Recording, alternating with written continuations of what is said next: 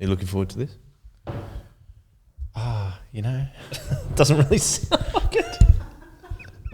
I think, who is it that said that everybody goes, I have no idea what, What's a synod? I'm reasonably open. What is a synod? Do you really want it? Is this going to be linked to a sleep app? All right, start. Yes.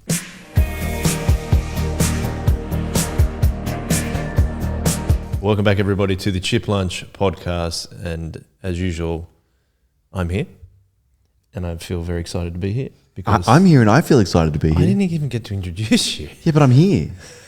Welcome, Jason. I really like You are jumping here. in before you tell me to. It's really I entertaining. usually have something like slightly planned, but then you just smash it away. Wow. I was going to say a different word, but I thought maybe My should evil put that on. plan. Yeah, you are evil. Let's work on our guest, Adam Darvell. Hi, Adam.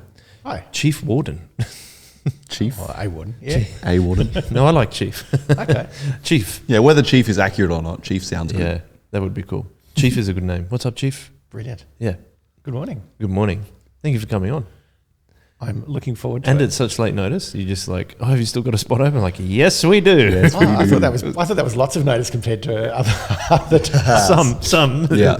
some guests have come on within less than 24 hours, which has been very much appreciated. But I often come on within 20 minutes, yeah, thanks. but I'm here all the time You and are. don't need introducing. Yeah, I'm here all the time. Hi, Try the I'm veal. Ethan. I'm here till Thursday. I'm here till Thursday. Are you? Both your sons have been on Chip Lunch way Yeah. back at the start. So I'm the third person in the family. Ashley was expecting to beat me to be on Was she? Chip Lunch, but she works when this is being filmed. So Unlucky. Take that, Ashley. yeah, Sort yourself out. Take some time off work and get on the podcast if you're going to be your dad. Are you attempting to usurp your sons with a better episode? no. They did a stellar job, both of them. So I'm just going to try and not embarrass myself, and we'll see how we go. Oh, Fantastic. Well, I'm going to try and embarrass you. Yeah. Well, that's okay. That's different. Let's start with the opening question. Go for it. Thank you. I would love to. Adam, how do you like your hot chips? Well, sorry, Joel, but when it comes to potato hot chips, then you absolutely have to do chicken salt. Amen. However, and I must say, Hallelujah. my hot chip source of choice at the moment is Joe Jr. over in South Village. I think they do a pretty good They do a pretty good job. However, what I'm finding more and more though is I'm getting quite into having homemade sweet potato chips, Nice. of which you kind of rough cut, coat a little bit in, lightly coat in olive oil, and then you've got to have some of that really kind of chunky rock salt on top of those. And yeah, you can't do chicken salt on those. So No, you can't. that's kind of where I'm sitting at the moment. Oh, very nice, sweet though. potato chips are so good. I love sweet potato chips. I feel like the enjoyment and quality of sweet potato chips is very variable. Very variable. I don't reckon I've ever had bad. They can go Potato really chips. mushy. Yeah, Can they? if they're Yeah. not cooked right. Yeah. Yeah, that's what I find. But you feel like you're eating vegetables, so it's healthy. So Yeah. that side of it's good. But yeah, you need to. It's hard. They don't crisp up as good as they normal don't. potato. No, yeah, agreed with that. That's very true. I like to do, if there's any baked veggies left over, like potatoes or sweet potatoes, in the morning, chuck them in the pan with some butter and then scrambled eggs with them. That's good. The dream. That is the dream, is it? It is the dream. Have you not done that? No, I do it all the time, but I do it. I omelette instead of. Oh yeah, that makes sense too. Yeah. Yep. Yeah, that's nice. You whisk it all up in a bowl, and then you go. "Whoa." Okay, yeah, I cook the potatoes first, then whip the eggs up, pour them in. Yeah, fair. Yeah. Well, I don't usually do it with potatoes because I don't have potatoes left over. But Oh, okay. yeah, The reason I do that though is because I heat it up quickly to cook the potatoes, heat up the Yeah, potatoes, yeah. and then turn the heat off and then put the eggs in because you don't want to cook the eggs too fast. no, you don't. Right. This is the egg lunch podcast. Welcome to Egg Lunch, everybody. With Joel, Ethan, and Adam. All we do is talk about eggs now. I don't like boiled eggs. That's a pretty hot take. Have you ever had a good boiled egg? Because you can get a No. boiled egg wrong pretty easy. I think it's the but texture. a good boiled egg slaps. I think it's the texture. Okay. You slap boiled eggs. Yeah, just whack it. Is that how you make it good? Yeah, you just give it a quick slap. you slap it in the pan. You don't actually slap it in the pan. You shouldn't be putting your boiled egg in a pan. Jamie Oliver, when he was like doing like the 15-minute meals thing, he was like, put the oven on full whack and like slam it down on a. He always had to have a tea towel underneath You the did everything chopping at board. high pace. Yeah. Stops it sliding. Yep. But okay. Funny story about eggs. My mum used to like boiled eggs. So when I was living at home, she once left the egg on boiling all day. Ooh. I don't know how she. It would have been like I don't know what she piece thought. of plastic by the end of it. Surely. I can't remember. I think it was a bit black. It was like black. Yeah, Maybe that's it like a. boiled out all the water, but It did. It did boil. It boiled all the water, and so the whole bottom of the pan was black as well. Awesome. Because it'd been on for probably 8 or 9 hours. yeah, everyone's had a saucepan which you've just got to throw out because it's not worth trying to recover. Yeah. I don't know if I've reached that stage yet. Yeah, I've have. Is that a real milestone in your life? Yeah, that's right. In people's lives. He's going, no. You're not a man until you throw out a saucepan. He's going, no. Yeah, this is done. Goodbye. Before we move on to the next question, Adam, are you a regular listener of Chip Lunch? Is that right? I've listened to all of the episodes of Chip Lunch. Wow, that's pretty impressive. All of them. Thank you. Because I absolutely love hearing. I firmly believe that everyone's got a story, and I love hearing those stories.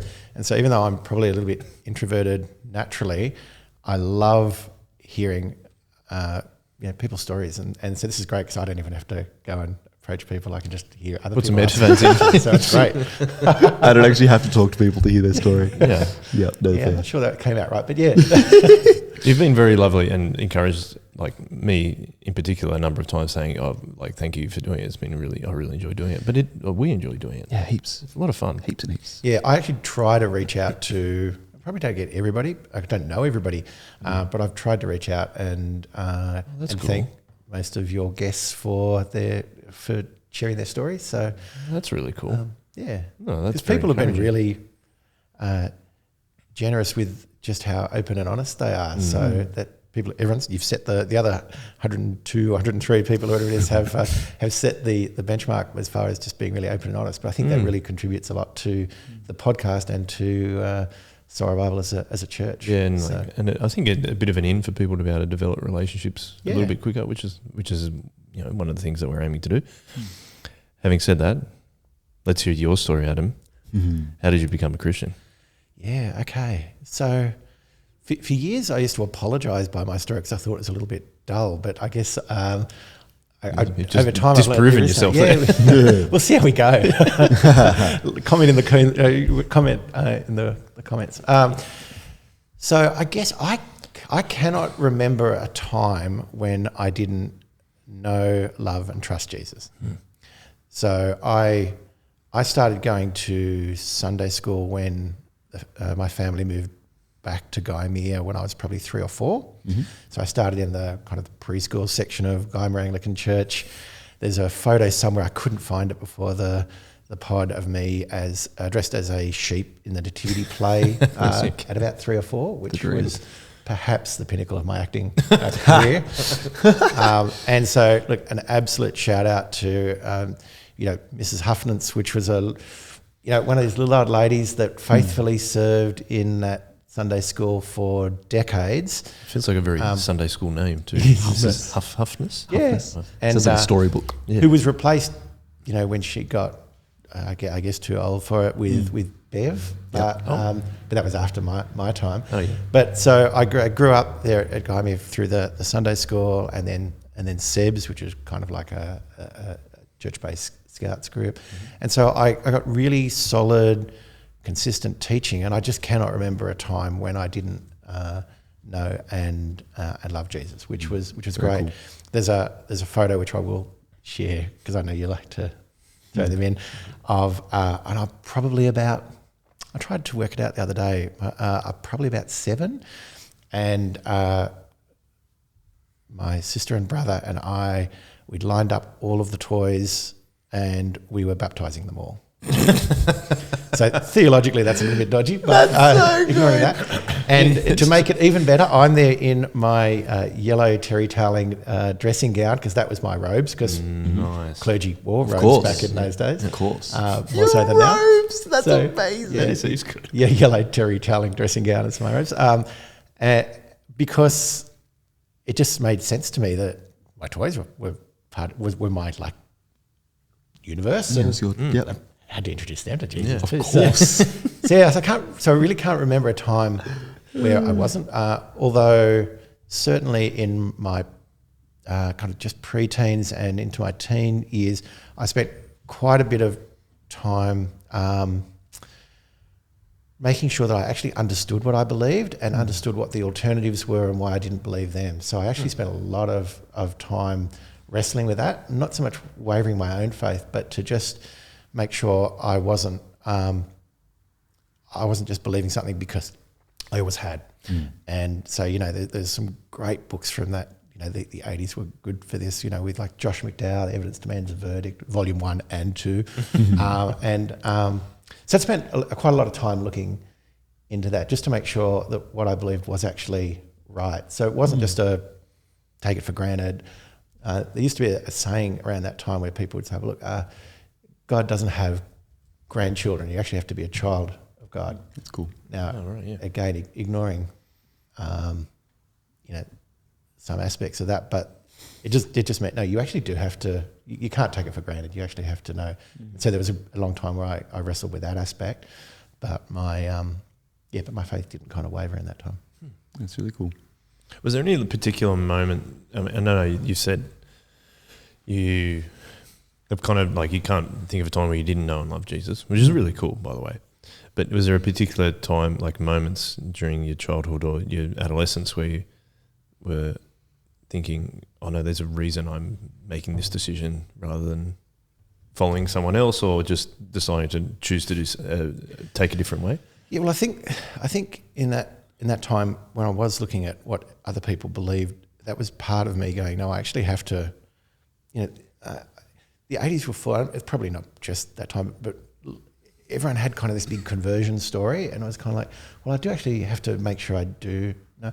And there was a great Christian music scene during my teen years in Sydney, and they'd have an altar call. I can't think of how many times I went down to recommit. It's like, just in case last time wasn't quite well enough, A number of people. I'm going to have another crack at this just in Let's case. give another go. Not because I didn't believe I was saved, but it was kind of like, and often they were, you're going to, unless it was recommit or just renew your commitment, completely unnecessary now, but yeah, that was something that was relatively common. It's important to you to make sure too, it feels like. Yeah, which is weird because I never actually doubted whether Jesus had died and saved me. It was more me doubting whether I had whether I was right with it, not whether God was right with it. Oh, okay, yeah, I see what you're saying. But one of the beautiful things about Christianity compared to every other religion is the fact that you actually don't have to do. You'd have to earn You it. don't have to earn it. My sister became a Muslim at one stage for quite a long period of her life, and before she passed away, she came back to the Lord. And one of the things that she really struggled with in Islam, you have to earn it. And the whole idea of grace was so offensive to her for years, in that heaven must be cheap if you don't have to earn it. Wow. And then when she understood grace, it just blew her away. It was this massive hurdle. I think we take for granted just how wonderful grace is, but when it's the opposite to what you actually believe, it absolutely blew her away. And she'd known that as a kid, but yeah, it was. So yeah, it's an interesting thing, but I think we need to be reminded of just how awesome grace is. It isn't cheap; it was paid for with a really heavy price, but it's wonderful. I was actually reading something about like justification and sanctification last night, and it says that we're justified through grace, and Jesus paid the price for that, as you're saying. But then we're continually tempted to kind of add to it by doing something out of our own strength or trying to I'll just add a little bit in there just to make sure. But that's like what we get tricked into, is just thinking, we just need to. But everything's done. That's what I'm trying to say, is that everything is done. So it makes a lot of sense. Can I check? Do you grow up in the Shire? I grew up, almost completely in the Shire. So, ironically enough, when I was kind of born, born at Southern Hospital. We lived at Yarrawarra. Ironically, it was North Engadine at the time, down Wheatley Road, which didn't go through to Loftus. Oh, really? So a couple of 100 metres from where I now go to church in Yarrawarra. Yeah. Oh, wow. Then we moved to HMS Creswell because my father was in the Navy for a couple of years. Okay. And then moved back when I was about, 3 or 4. So the rest of the time in the Shire. Ironically, if I stand on my roof, I can almost see the house I grew up in. Although it's across a valley now. But so yeah. Yeah, that's cool. That's funny as. Tell us about, HMS Creswell, where is that, and what was that about? Yeah, so my father was in the Navy, and HMS Creswell is the naval base down near Nowra, Jervis Bay. Yeah. So it's sort of an actual boat. So you're like, we went and lived on a boat for a while. No, it was just... Cool. It's a Navy base. It's a Navy base. So a base gets HMS as well. Yeah. What does HMS stand for? Her Majesty Service, is it? Oh. I don't know. Right, I just thought it meant boat. Yeah. Because there's a HMAS too, isn't it? Or is that Australia, HMAS, so yeah. Is that the Australian... Oh, okay. So I wonder why the base is just HMS. I don't know, but if you look, even all of the bases have the same kind of tagging. So if you go up the mountains, there's a base just at the start of the mountains. This is HMAS, Creswell. Yeah. Well, I thought I was saying HMS. No, HMAS. Her Majesty's Australian Service. Yeah. There we go. Okay. Yeah. I've been around there a number of times because it's I'd like to holiday in Jervis Bay, but it's in the south of Jervis Bay, isn't it? There's always they're often doing Navy helicopter exercises. Yeah, there's a big helicopter base there. I think there's slightly inland. There's one called HMAS Albatross, which I think might be the chopper base. But okay, yep. I know when we drove past it years ago, my mother looked at it and said, "Well, the accommodation's much nicer now than what it was in the other." That's great. So how long did you live down there? Hardly. I mean, I guess a year or two. Okay. You got any memories associated with that? Absolutely none. Okay. None at all. I was too little. So you moved back to the Shire at what age? Yeah, so 3 or 4-ish. Oh, yeah, okay. Yeah. Do you have any memories associated with your dad being in the Navy? Like, that's a super interesting thing.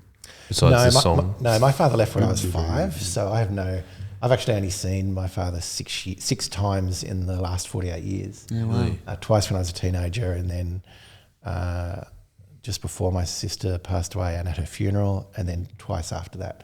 Once when I went, he's over in Perth now, once when I went to Perth for business, and once when we went over with the family and the kids got to see their granddad once. So no, I don't. Although, ironically enough, the office where I now work overlooks the Maritime Museum, and the HMAS Vampire, which is they call them boats. They're not ships. They're boats, aren't they? Which was the boat that he served on during Vietnam. Is at the Maritime Museum. Is it? And I, strange enough, did a function once. So I had cocktails on top of the HMS Vampire, which I think my was dad's ship. A slightly different experience than what he had when he was serving in Vietnam. Just a little bit. Getting canapes. Yeah. We're just celebrating the freedom. Yeah. That's right. That has been won for us. So ironically enough, when I grab a drink or sit down and have some lunch, or in some of the meeting rooms at the office, I look down over the Vampire. But wow, there you go. That's wild. I'm apparently more nostalgic about that than he is. I explained that to him, and he was like, "Yeah, it's just a boat." He probably didn't enjoy his experience very much. Well, you wouldn't know. Don't know. I know. Mum used to half jokingly say that the dad cooked barbecues on the beach of Borneo during Vietnam because he was a chef in the Navy. I think she probably was saying that to slightly irritate him, but anyway.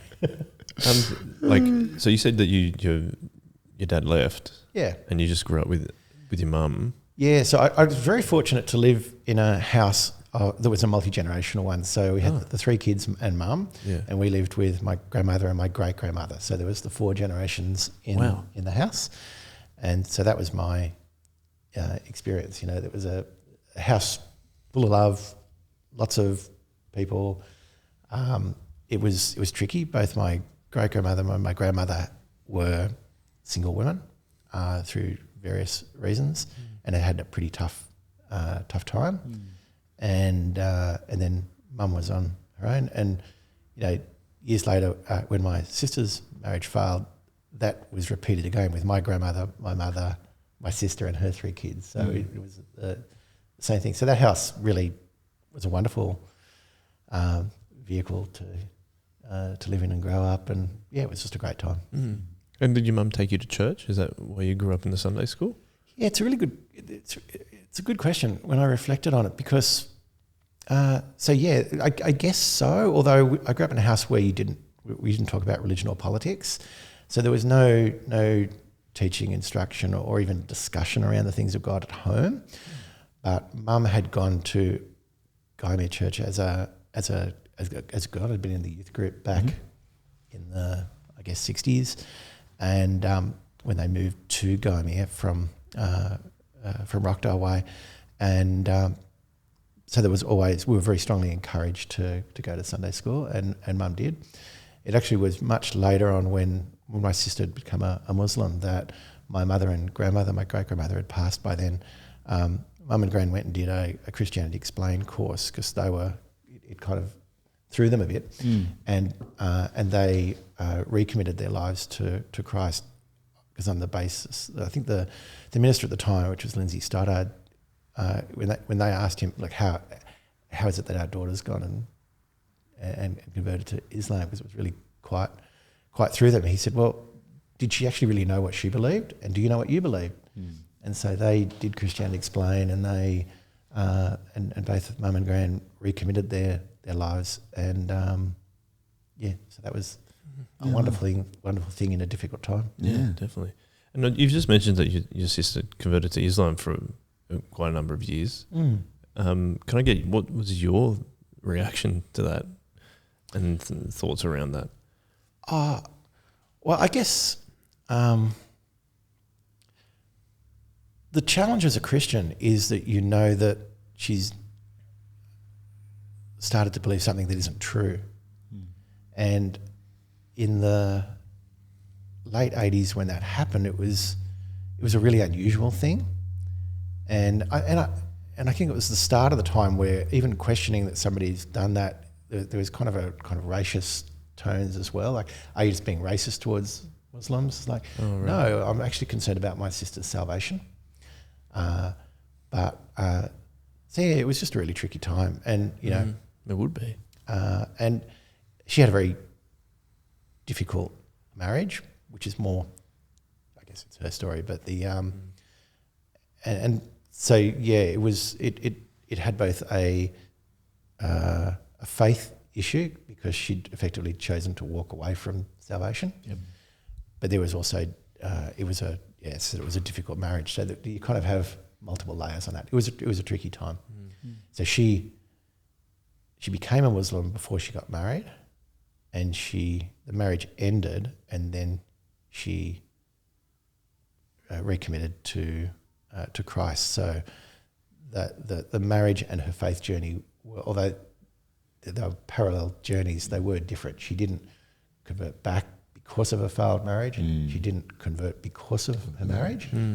But yeah, it was just a tricky time. And on top of that, she had a brain tumour, and it was all pretty, and 3 young kids. It was all very tricky. Yeah, super hard. Yeah, sounds like tough. Yeah, it was a tricky time. And as I said, there was some elements of it which were really tough. But that's. I appreciate you sharing though. That's when we get to like things that are people have to be quite vulnerable on Chip Lunch, and they talk about certain things. I always encourage them to say that there's probably other people that hear that story or another story and go, that's similar to a situation I was in. And I think that's another benefit of doing this, and hearing your vulnerabilities is helping other people to just understand that they're not alone. And it may be exactly the same as the situation that you're describing, but yeah. Look, I think that one-on-one, I can be a lot more open about this. The challenge I've got here is that she's got grown kids who have chosen consciously not to know some of the darker sides of her marriage and her relationship with her husband. Her story, yeah. And so I probably want to stop there just because of course. This is public and they've asked not to know, therefore. Yeah. Oh, there's no expectation for you to keep sharing, just but I appreciate you being, even the honesty that you've already shown just there, so thank you. It's really, really cool. Can I go back? Well, let's return to you.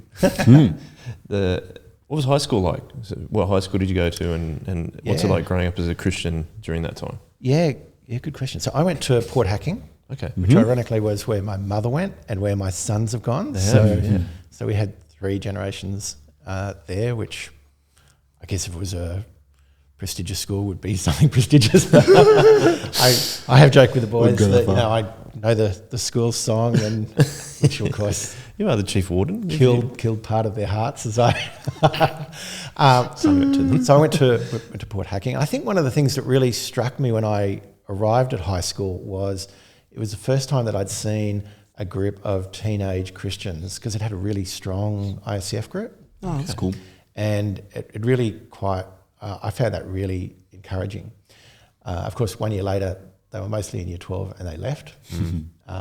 But shout out to Aisling Powers, who was Aisling Punnett then, who was part of that group. And she was, I think, the leader of the group at the time. And they were just a really top shot. So I found that a really, really encouraging first year into high school. That's great.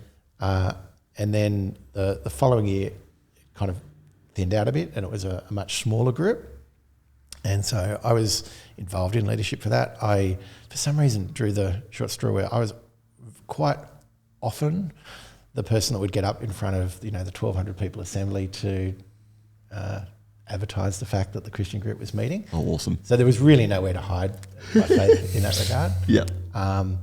But we had the Wares, so Nikki, and then a couple of years later, Brad. Oh, really cool. And Matt and Jenny Redman were there at that time. But the Christian group got really quite small, and it was tough times, but it was just, I don't know. High school seems the biggest thing in the world when you're at high school, but it was definitely an opportunity to really faithfully stand up for Christ, but at a time which, the Christian group was really struggled. It was under a lot of attack. They actually, Port Hacking had a chapel when I was there. Really? Of which, in my last year there, after a couple of years of campaigning for it to remain a chapel, it was converted into a storeroom for the for the home economics group, which was just awesome. But so you just had that kind of stuff where you saw a slow dismantling of some of the Christian traditions in the school. Yeah. But we just faithfully proclaimed it. Awesome. Week after week. That's what you do, right? Mm-hmm. And so, you said you went to Sunday school at church, so you're going through youth group? Yeah, went through youth group. Also, assistant led in Sunday school while we were doing that. Youth group. This is pre-Soli's youth group. That I was going to ask you. Yeah. Yeah. So I've actually used to have a photo up at home, and I had to rummage around this morning to find it, which was of my confirmation class. I know. And Stuart talks about how he suddenly looked left and right, and he was kind of the only one left in his age group. And I used to keep that photo on my desk and then on my shelf, because probably 3/4 of that group had fallen away by the time we got late teens. Yeah. A couple of them come back to the Lord. That's cool. But it was just a gentle reminder about, these were the people that I stood up publicly and declared my faith to as part of confirmation. That's no guarantee that people will go the distance. And so, I had that photo and I used to pray for some of those guys. So that was kind of where the church was kind of heading at that time. There was lots of people that just weren't going the distance and sticking with it, which is why when, Soli's came about, the whole idea of being able to really encourage people to stick in there was just so incredibly important. So was involved in going to youth group, involved in Sunday school, which is, I think, if you go back to Lou's story, I couldn't really play guitar and still can't, but we used to play guitar as Peter Crawshaw was looking after one of the groups. That's awesome. I always remember his favourite song used to be "Joy is the flag flown high from the castle of my heart," and with his Sheffield accent, it meant that there were at times 50 to 100 kids yelling at the top of their lungs, "Joy is the flag flown high from the castle of my heart." So you had to say it in the same way as Pete did. Awesome. They were just great times of encouraging these kids that's beautiful. to meet the Jesus that we knew. But yeah, there was some pretty rugged guitar playing. Rugged. That's a good description. It's pretty eclectic. Yeah. Lou was great. It was me that was pretty awful. But yeah. So when Solis or Soul Revival at the time, when did that start in regards to when you finished school and you getting involved? Oh, look, I would have been in my 20s. So early on, there was kind of a mixed history of youth work at Gymea. And early on, Lou and I said, well, youth don't have a voice. And so we joined parish council. I was probably 18 or 19 or something. It's a great, exciting way to spend Wednesday night or whatever night it was, once a month.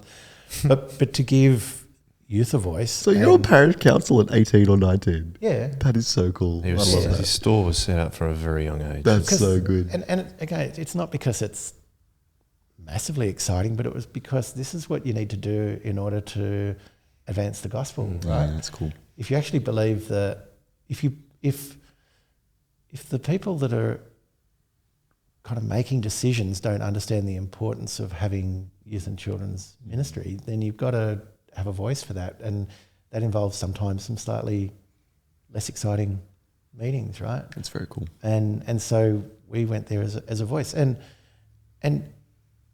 Lou and I had the philosophy that we were there for all of the church. We weren't just the youth vote. And so there are numerous times where people would be surprised where we would be voting for things where we prioritised other things over some of the youth stuff. Yeah, that's cool. But we'd go, no, we're here to actually represent all of the church, but we were there to go, no, the youth is actually the church of today, not of tomorrow, which is kind of part of our ethos now, but it was kind of new. And we had numerous people say, look, youth don't pay their way, therefore we won't resource them. Like that was not an uncommon philosophy.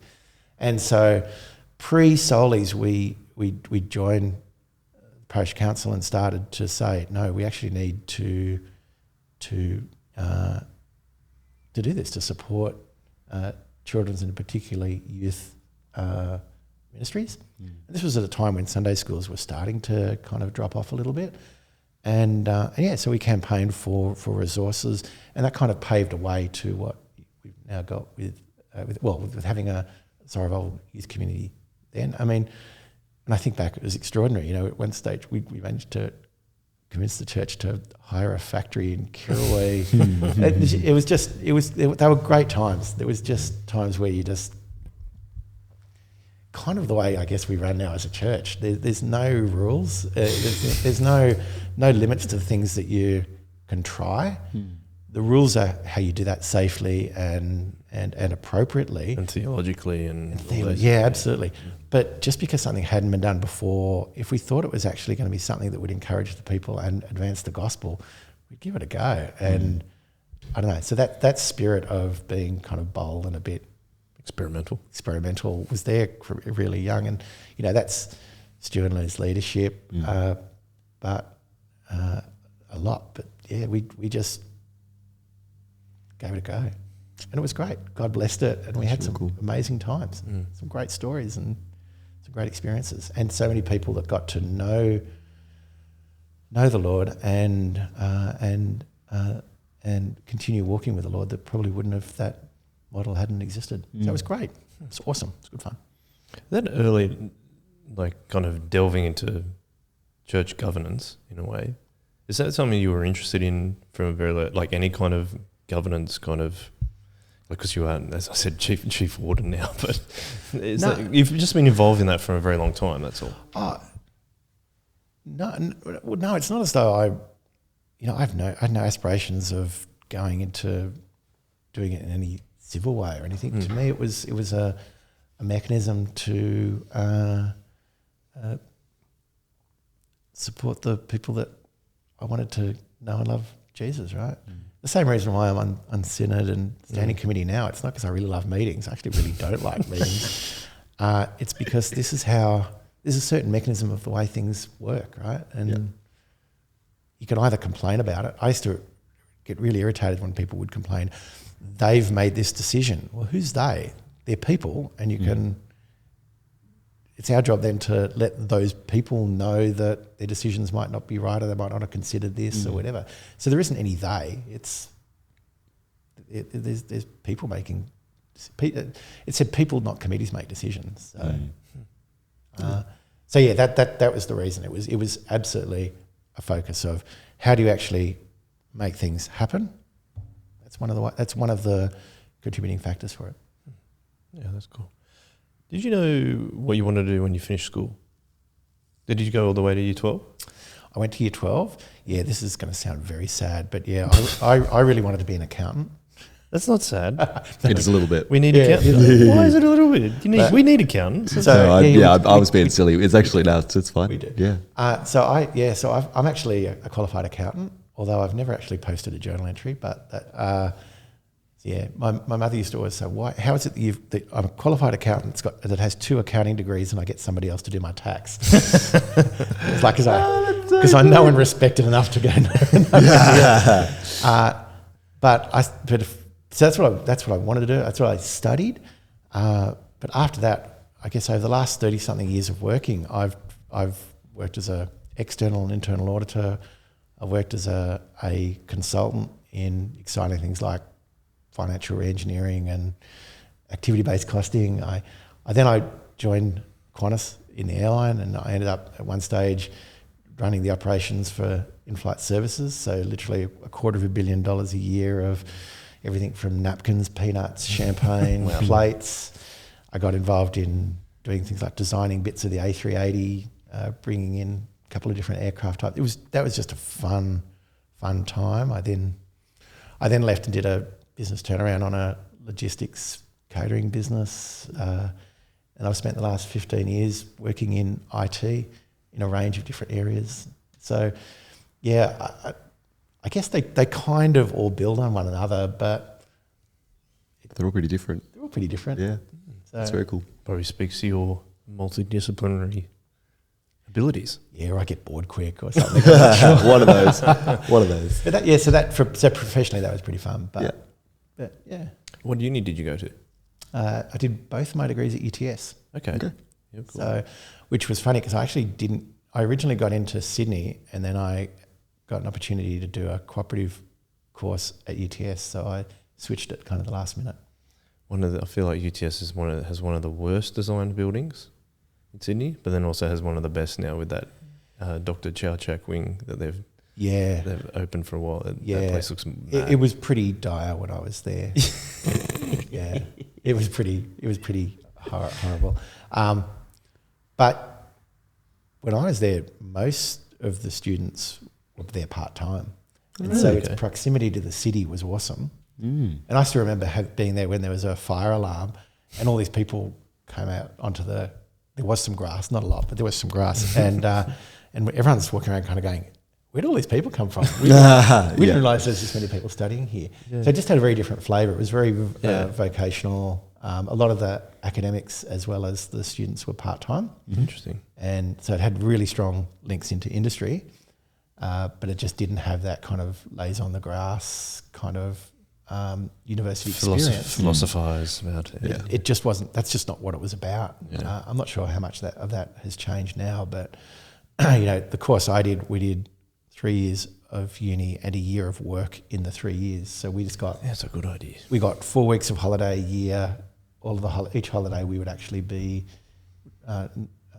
working or doing a subject. So. I think that's a good way to do it, in my opinion, given my experience at uni, which we've talked about many times before on the podcast. But I enjoyed it. There was some bits where you kind of go, did we miss out on some aspects of it? But And it did make for a really difficult Christian group at Okay. UTS, because trying to find a time when people would meet for a Bible study or something where it was really challenging, you know. And Yeah, because no one's actually there at the same time. They're all parts of it. yeah. So that was always just a very different dynamic to, you know, a New South Wales or an EU at Sydney. The dynamic was just very different. Yeah. Yeah, totally. Yeah. That's really cool. So when did you meet your wife, Jo? Joe, the lovely Joe. Jo. So- Jo. So I met Joe 3 times. So we had 3. You know, you kind of have the sliding doors or something. Crossing paths. We kind had of thing, three. Yeah. So Joe and I were in the same kindergarten year, not the same class, but the same year at Gymea Bay Public, and Really? then her family moved to Geelong. Her dad went there for work. So we didn't really know each other then. And then they came back in her teens, and we were both working at Grace Brothers, which is now Maya, down at Miranda, on the same floor. So I was in toys and she was in menswear. And so Yeah, that's just really interesting. So you're doing toys. yeah. It's awesome. It's the best thing to sell. Was Would be that? lots of fun. Oh, that's where all the. So I used to go into. I think it was Grace Brothers at the time, Miranda, and they had a big rack of Matchbox cars. Do you remember that? Yeah. Yes. We also had a wall of That's what I would spend my pocket money on. soft toys, like the plush soft Yes, toys. yes, you did. And Greg Crosher was notorious for coming and picking me up if I had a late finish. Yeah. And he would just do like puppet shows, and he used to love assaulting the poor soft toys. We had great fun. So Joe and I were working on the same floor. Yeah. But by that stage in my life, I was absolutely determined that if I was going to have a girlfriend, she needed to be a Christian, and I had no idea.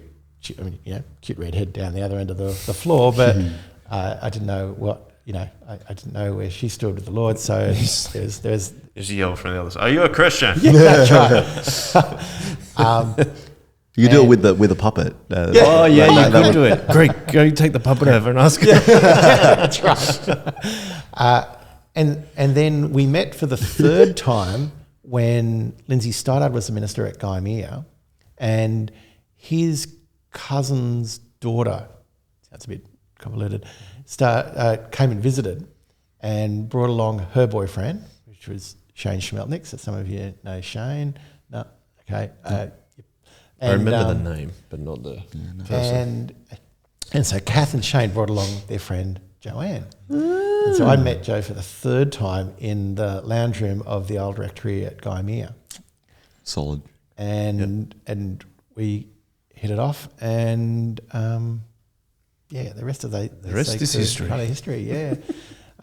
So we, 2 years after that, we got married, and which was crazy times. Like I'd just started work, Joe was still at uni. It was just mad times. But yeah, Joe, if you don't know Joe, she's awesome. We'll get her on the pod. She is awesome. Oh, you may, may or may not. I don't know. We've got to get the whole Darville family on the podcast. Work your way through. Yeah, well, we're over 50% now. So. Yeah, it's good. So yeah, Joe is just sensational. She's very creative. She's very, very strong, and because a lot of my career I was travelling. Really?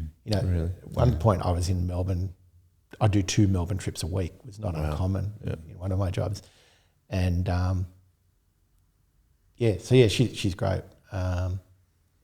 She's fabulous, and but then if you kind of go through the story, and if you want to kind of move towards the kids, It's all right. we got married at 21, but we kind of held off and decided we'd have kids kind of around the 30 mark. And our first experience in the whole baby world was Joe had fallen. Well, we didn't actually really know. I get a call to say that she'd collapsed at Cronulla and had been taken to hospital. Oh. I'm like, oh. And they thought she'd had a miscarriage and sent her home. Well, they do a procedure and then they'd sent her home. And a couple of weeks later, she was just feeling crook as. And in all of our time of having kids, I missed 2 ultrasounds. That was one of them.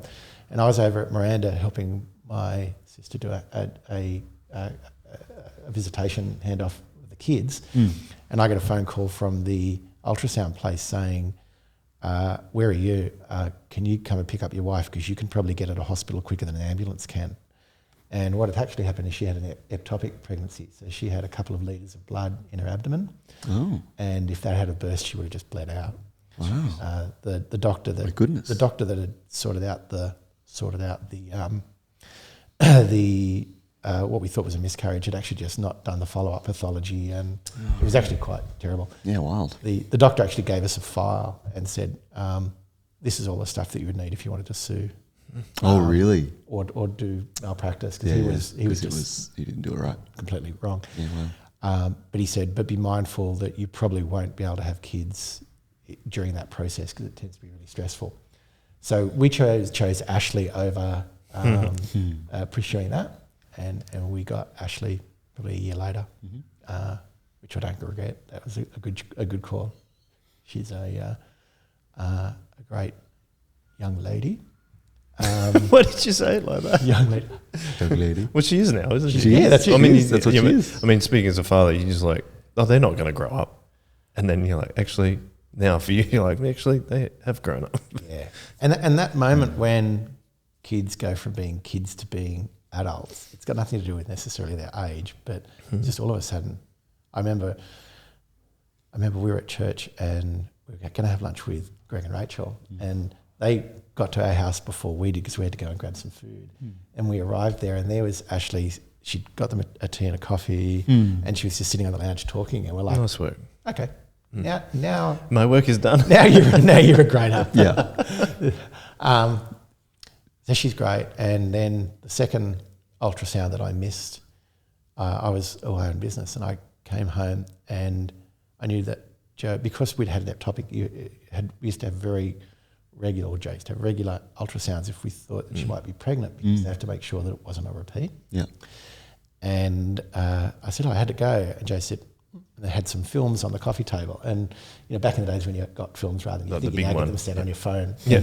And I lifted it up and I went, oh, there's 2. There's 2 of them. And Jay goes, they even pointed out to me, and I couldn't.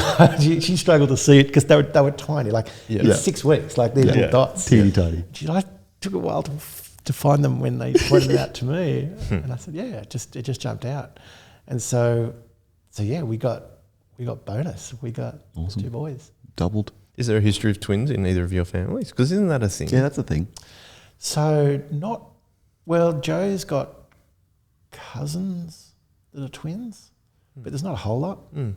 But what was funny, we were in a Bible study group, and so there was 6 in the Bible study, and 2 of the people in the Bible study got married, and everybody in that Bible study bar 1 had twins. Whoa. And almost It's so wild. The spirit is. and almost all of them were, I think most of them were free range, so there was no IVF involved or anything. Yeah. So yeah, it could, the ratio was crazy. That's so interesting. I think the last person in that Bible study that got married was terrified to even kiss their partner on the cheek. They had a single, so it was the single. Right. So the exception that that proves but the rule. everyone else had twins. Yeah, it was crazy. Wow. That's amazing. What has God taught you? Like, it's cool that you're sharing that stuff about your marriage and having Ashley, Hudson, and Daniel. What has God taught you through those times, do you think? Because there's obviously a lot. Yeah. I mean, everyone says patience. But I think, look, I benefited growing up of a whole lot of men at church who made sure that I didn't miss out on anything from being in a single family. That's cool. Oh, that's really cool. And so that was a wonderful, wonderful blessing. But you typically only see those guys when things are kind of good or in the public. And so I think I've had to try and really kind of make up what it means to be a husband and dad all the time. And, time will tell if I did any decent job or not. And there's lots of times where you're pretty sure you haven't. But yeah, that's something that I think that's really weighed heavily on my heart over the years of, am I doing this right? And am I, because there's so many times when you go, the times when you're not doing it right are really, really obvious. The times when you are less so. Yeah. So I guess learning what it means to be a Christian dad and husband in the times when things are good and things are bad is probably the biggest learnings that I've had to work through. Yeah, on the topics of learnings, was there anything that you learnt or was helpful about growing up in that multi-generational household that you were in? Like, have you been able to bring anything from that into parenthood or husbandhood? Yeah, well, it's interesting. We've had a tradition in my family of taking kind of the reigning matriarch out of a Saturday morning to do shopping. Okay. And so my great-grandmother, we used to take her up to Miranda. We used to park her at Miranda and we'd do the shopping. And we used to joke it was airing the duck. Airing the duck, right? And that's great. I love that. it just was our colloquial term. But there were some people up at Miranda that we would see for decades that would know. And it was my great-grandmother and then my grandmother, we did it too. And now of a Saturday morning, we'll take my mum. My mum can't drive anymore. We take her up to South Village now.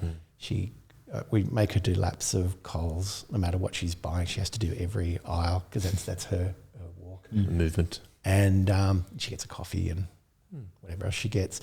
And so I think it's a great way of teaching your kids to actually be actively involved in their grandparents' life and to be considerate of others, because you slowly see, my great-grandmother, my grandmother, and now my mother become progressively more frail and more dependent on you.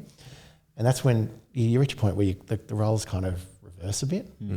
And so I'd like to think that my kids have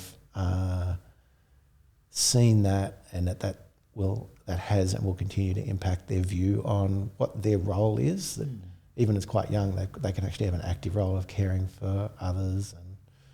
And so that aspect I think is good.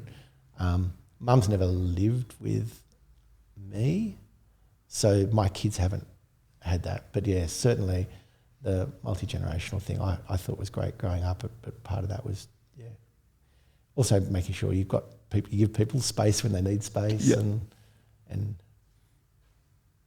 don't know. I thought it was a wonderful blessing. Do you see your kids taking Joe out to the shops every Saturday morning?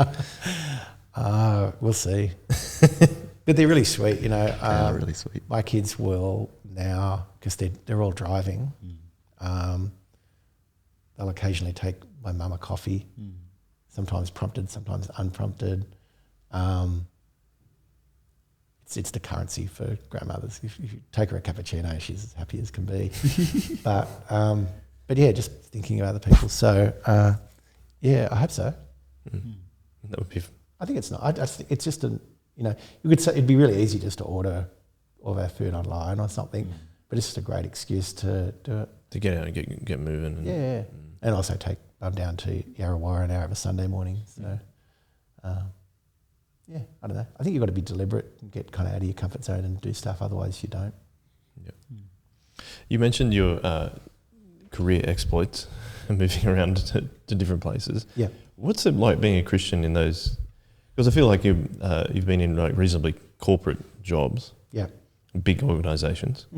What's it like being a Christian and working as a Christian in those environments? Yeah. Sometimes easy, sometimes hard.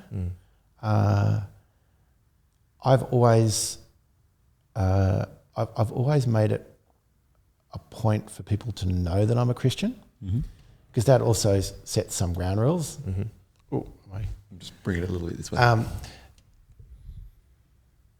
I remember very early on in my career, I had one really awkward situation where all the guys went out for lunch and they went to a place that I wasn't going to go for lunch. Yeah.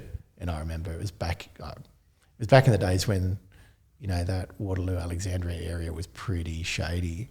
Right. And I suddenly found myself having to try and find my way back to the client because everyone had gone in to go and have lunch at a establishment that I wasn't going to, and I had to try and find my way back. That was a bit awkward. Yes, I see. Like kind of like a gentleman's club. Yeah, well, the Alexandria version of that back in the early 90s.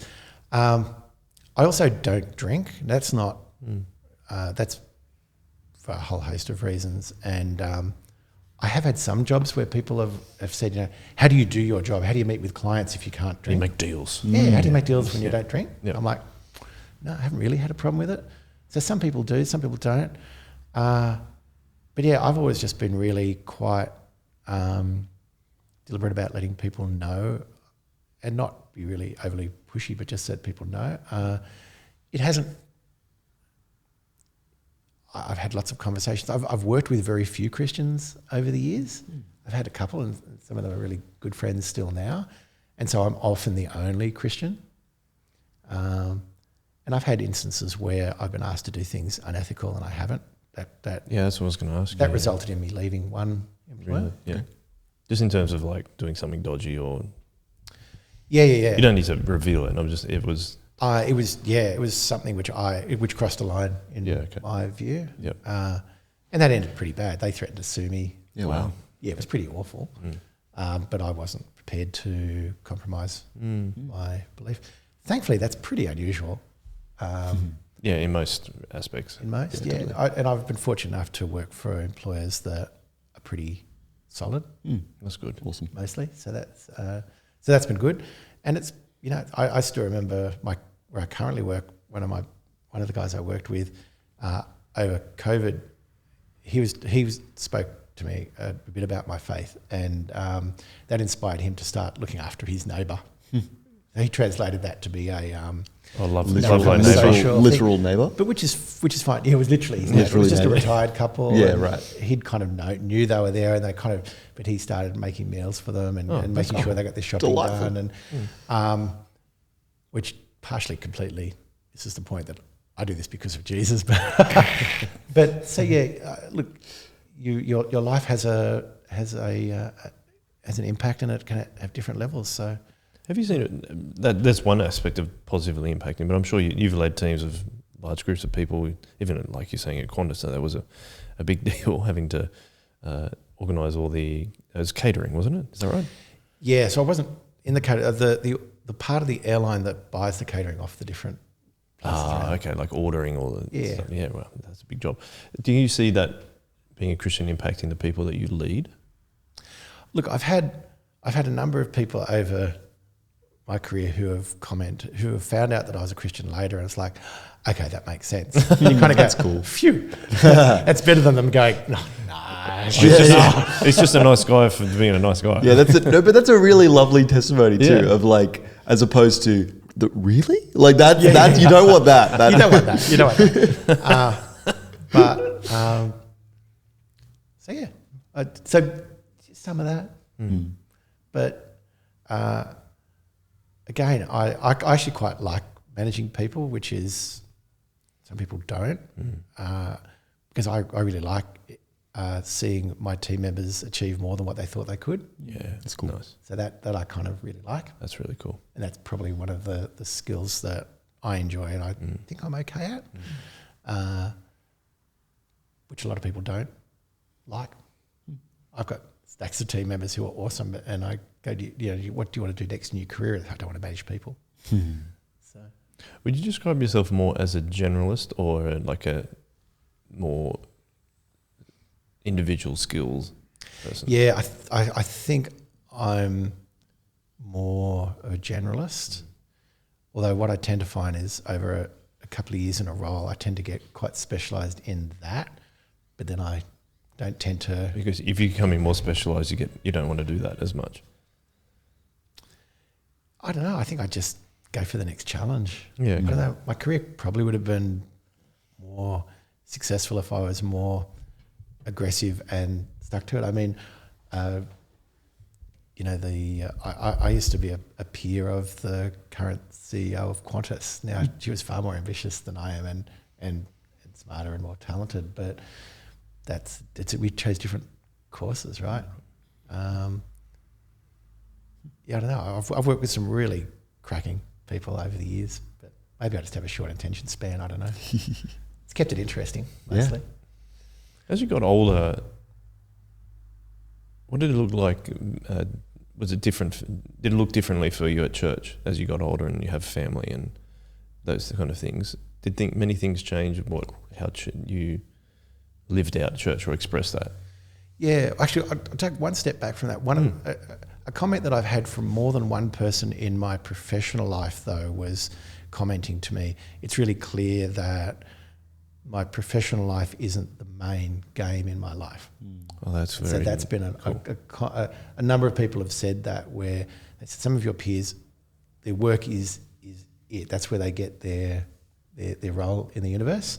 And a lot of people have said clearly your involvement in church is important enough to you that it means that your professional life is just part of your life, not all of your life. And so that's I guess been an encouragement to me that I've probably got the balance kind of okay. Look, I think Soul Revival as a youth group and then Soul Revival as a church is really all about encouraging people to know and love Jesus. This is a model that I think really works, which is why it's a great thing to push. But I remember back when Stu and Lou lived next door to St Tim's Church down at Grays Point in the old rectory there was a time where Stu and I stood on the balcony of St Tim's and looked out over Grays Point. And Stu, I don't even know whether he even had started SMBC then, but he was a wild youth minister, probably part-time at that point, I'm not sure. And I remember we looked out, he was talking about his vision to just, these are people that we need to share the gospel with. Right.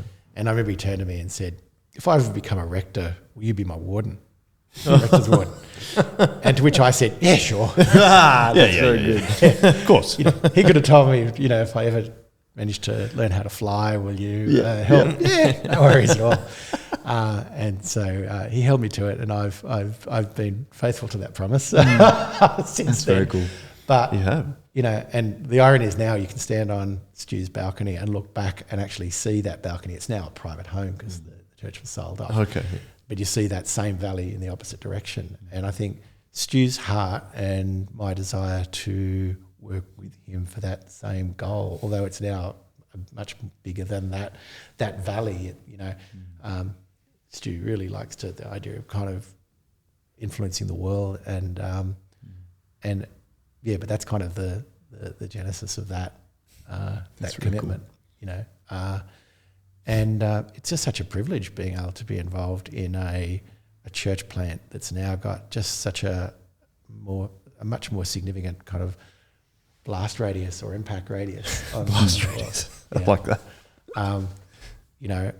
With our lovely friends at Ride, the relationship we've got with the guys up in Warriner and Finglehead, and Here we are at Miranda Congregational. we're at Miranda Congregational. And I remember taking the kids up to Warriner and to Fingal back when the boys were in a travel cot. You're taking infants camping out at Warriner. Wild. It was just wild. They were just crazy times. I remember one trip coming back from Warriner and Lou was sick, and Joe drove Lou home in the Beetle, I think. Oh, wow. In the In the Beetle out of Warren. The new Beetle. The new Beetle. Oh, okay. And I was in the car with the kids, and we just had to get Lou home. She was crook. Yeah. And we pulled into, I can't remember whether it was Dubbo or Bathurst or something, into a Macca's there. And I got out of the car, and they're like, is everything going okay? And I said, the kids have screamed non-stop now for 4 hours. I need a 5-minute break. I just need to go for a little walk. Because ministry's sometimes tough, right? Yeah. But what a great opportunity. It's never dull. heck, I got to say, the parish council meetings at Sorrow Harbour Church are never dull, right? Because it can be, what's the new ministry we're going to dive in? What's the, a lot of parish councils spend 6 months debating a fence. There's just so much opportunity for the gospel, and Stu absolutely drives us to look for the next thing, and it's a wonderful opportunity. It's a wonderful time. It's a great blessing. And I think you enable that too as the parish council as well, that we're all pushing forward in the same direction. Yeah, well, our job is to make sure that it's done in a responsible way. Not that Stu's not responsible, but more like we've got to try and make sure that the things are in place to make these things work. Yeah. Early on we in the church we read together the book The Vine and the Trestle, and it was about you've got to have enough infrastructure in place to be able to let the ministry blossom. And the wardens and the parish council's job at Soul Revival Church is all about trying to make sure that with the staff that we've got enough trestle but not too much. Trellis. Oh, yes. Sorry to be annoying. No, you're right. I didn't think People that at used all. people used to mix it up when we were talking about the book as well. I'm like, it's trellis, guys. It is trellis. But we've got to make sure that we've got enough but not too much. Otherwise, And it's just... That was a helpful book for us, wasn't it? Yeah, it is. When we're planning, especially when we're planning to begin with. Yeah, absolutely. And at work, I've got a similar philosophy. They talk about what's the difference between good governance and bureaucracy. It's having enough things in place to make things work, but not too much. When you've got too much, you've got bureaucracy. Slows it all down. Yep. But if you don't have enough, then you don't have that governance and you can go off the rails. So yeah, right. But no, it's a great place. It's a great place to be. It's a great place to raise families, and it's a great place to just see some of the exciting stuff that God can do. Yeah, I think you're right. It's really cool. We're getting close to the time that you need to depart. Okay. He's going to see if Ethan, if you have any, and that doesn't mean I want to wrap it up, but I've very much enjoyed this conversation. Is there anything that you want to ask before we ask the final question, Ethan?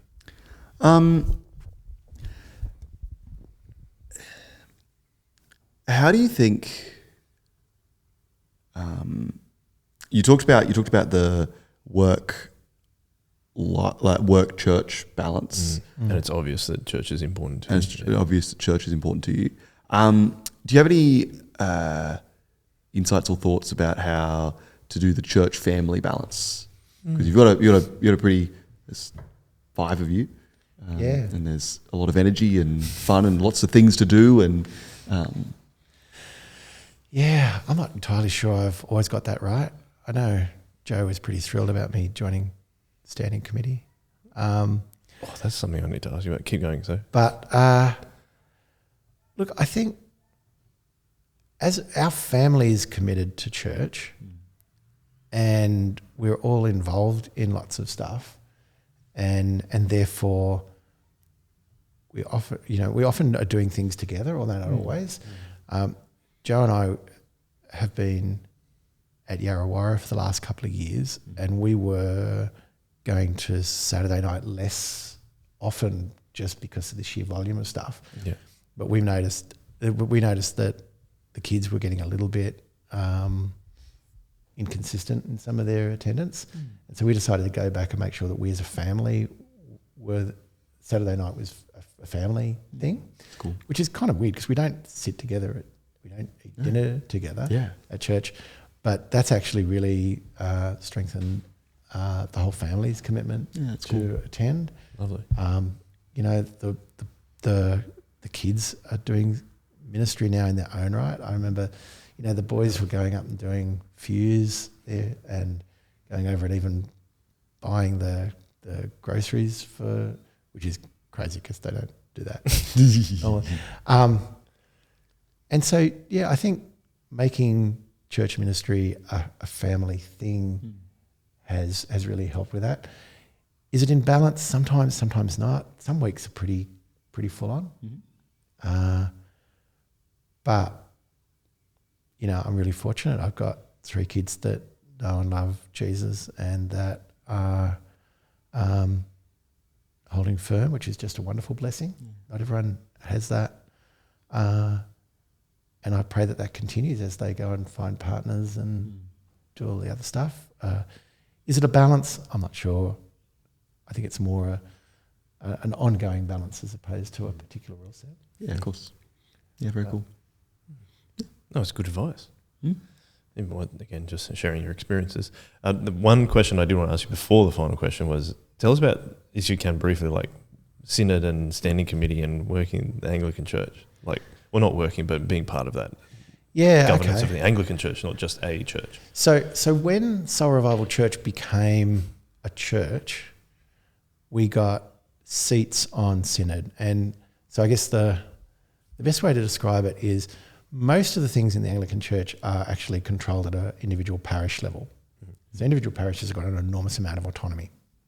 There's a framework that it sits in, but there's an awful lot.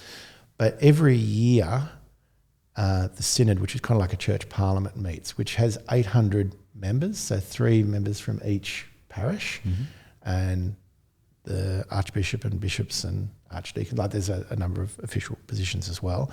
And it's actually an amazing time of fellowship because you can't feel like you're out of the lone when you're gathering. We gather for 5 days a year in a 3-year cycle. There's up to 800 people in the room, all with their own slightly different flavours or expressions of it. But that's what Sydney Anglicans. It's kind of there's a lot of governance and some legal stuff to do with it, but it's actually a great show of strength and solidarity and support. That's really cool. But similar to being an 18-year-old going to parish council, there's also a whole lot of legal stuff which sometimes you sit there and kind of go, why are we debating this? Yeah. And there are other times where you go, actually, together as a group, we actually can do things that you couldn't do just as an individual gathering. And so synod kind of represents that. Standing committee is just a subgroup of 50-something people of synod, which meet monthly to cover off some of the legal and regulatory stuff that the church needs to do. And so I've only been to one meeting, so I'm hardly an expert at that. But you're not actually standing the whole time, is that right? You can, I guess, if you want. But no, they Do people stand? Do some Stand to stretches? speak. Stand to speak. Stand to speak. Yeah. But So that's as that's part what of the standing committee, I must stand, to speak. even if you can't stand me. But yeah, so in a similar way to my view of, as an 18-year-old, actually we should have a voice. I was invited to standing committee, and I'm like, okay, that's an opportunity for Soul Revival to have a voice. Yeah, that's cool. Even though we're a little bit peculiar, we're not the typical parish. This is an opportunity for me to contribute. Then that's a good opportunity. Yeah, cool. Yeah, that's really cool. Yeah, I really like that. Well, let's ask the final question, Adam. So, what do you know now as an older Christian that you wish you knew when you were a younger Christian? You've been a Christian for a very long time. Yeah, Since long time. you know. Yeah, look, I think we should. I would like to continue to remind myself of just to be sure of the salvation, and not so much ever doubt it, but just there's an enormous amount of boldness that you can get from being truly understand grace and understand the assurance. And so I think that's a good foundation. And I think the other thing that I would encourage my younger self, as much as I encourage myself now, is to be bold.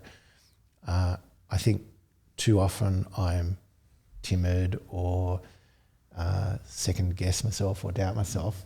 I can't think of too many times where I was bold, which I regretted later, but I can think of times where I haven't said something to somebody, I haven't done something, or I haven't encouraged someone, or I can think of a lot of things where I wish I had have been more bold. And I think, so that's what I'd probably encourage my younger self. But I find myself encouraging myself now to do the same. So it's possibly not just to my young self, but those two things, be reminded of the foundation that gives us the right to be bold, I guess, and then actually be bold and do it. I saw a quote the other day that life favours the people that finish. Boldly doing stuff if you're not doing stuff and you're not finishing stuff, then it's hard for stuff to happen. Yeah, right. That's it. I mean, I think about it. We just had David and Goliath as a sermon, and talking about how the confidence that David had that God was going to make it happen. So Yeah, that's what I'm thinking about when you say that. yeah. I remember thinking the same. We did that again in Bible study on Tuesday, and he was. It's almost confronting how bold he was. It almost sounds, on one reading of it, David sounds arrogant, but then you read it again and he's like, guys, you're the children of God. His boldness wasn't just the ignorance or the overconfidence of a young lad that didn't know better. His basis was on God's strength, and he's like, embrace your birthright as the children of God. It's really hardcore, eh?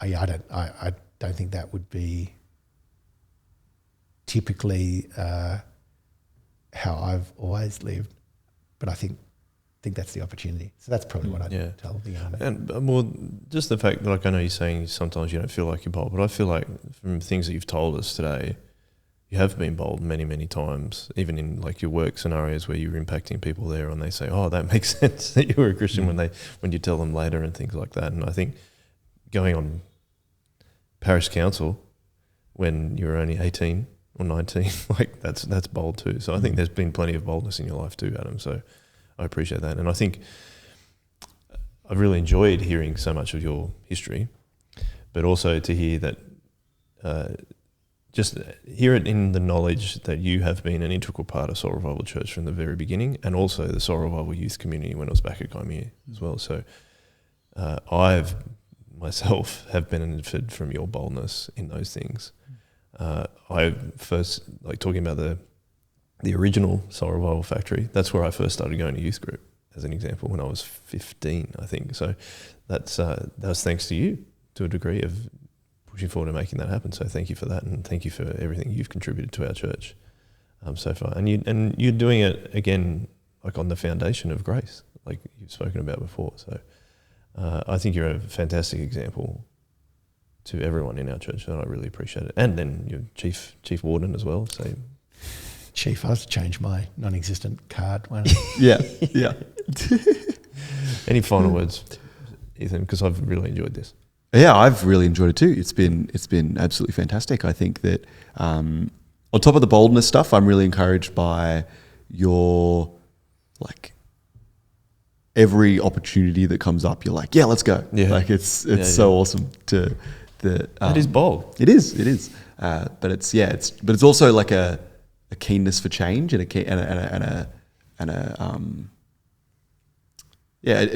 not everyone notices opportunities, let alone jumps at them.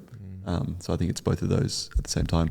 I really enjoy. I've known you for ages, and I didn't know a lot of it, so that was great. It was really lovely to sit and chat and hear your story and share that with everybody else. It was really, really encouraging. I'm very encouraged. It's been fun. Thank you very much. We really appreciate it. Thanks for coming on such short notice as well. All good. We really, really value you as a member of our church, so thank you very much for that. It's been awesome. At all. As always, we finish with a one-way. One way. Bye. Thanks. That was 5. Oh.